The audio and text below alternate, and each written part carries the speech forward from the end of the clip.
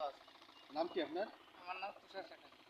তো এই যে ক্ষেতে ধান লাগাচ্ছেন, এটা তো আপনার ক্ষেত নাকি? হ্যাঁ, এটা আমাদের ক্ষেত। তো এটা কি ধান লাগাচ্ছেন? এটা কি ধান? এটা আমরা বলি ইরি ধান। ইরি ধান। ইরি ধান। এর সময়কাল কতদিন? এর সময়কাল হচ্ছে ৩ মাসের ধান এটা।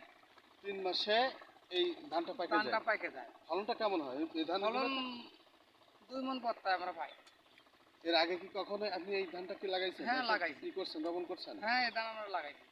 তো ৩ মাসের মধ্যেই প্যাকেটে হয়ে যায়।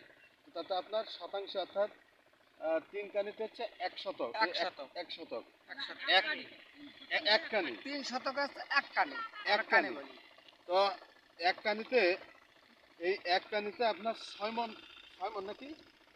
২ মণ হয়। ১ কানিতে ২ মণ হয়। ১ কানিতে ২ মণ ধান হয়। তো এই পাতাগুলো যে নষ্ট হয়ে গেছে? না, এই পাতা এরকমই। এই পাতা নষ্ট হয়নি। এটি কয়দিন হয়েছে? তোলা হয়েছে কয়দিন? এই তোলা হয়েছে কালকে ধরেন। কালকে তোলা হয়েছে।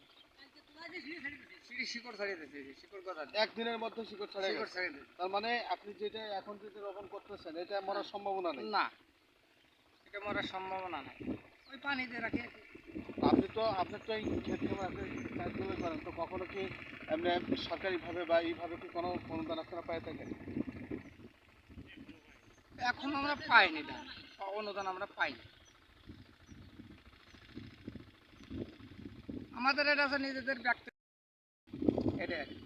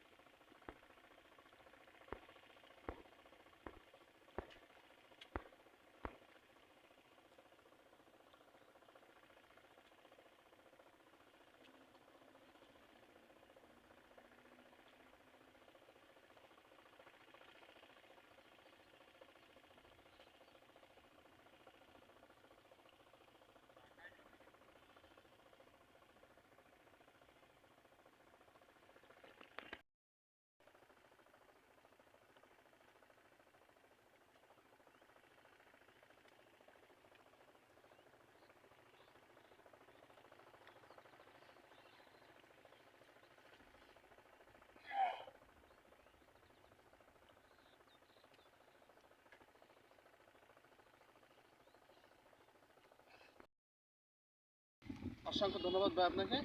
আমরা দর্শকবৃন্দ, আমরা এই মুহূর্তে নোহাটা ইউনিয়নের মোহাম্মদপুর উপজেলা, মাগুরা জেলার বারিশিয়া, এটা কি বারিশিয়া মাঠ থেকে আমরা এই যে চাষি ভাইয়েরা, আমাদের চাষি ভাইয়েরা যে ধান যে রোপণের সময় হয়েছে, এটি হচ্ছে মোক্ষম সময়।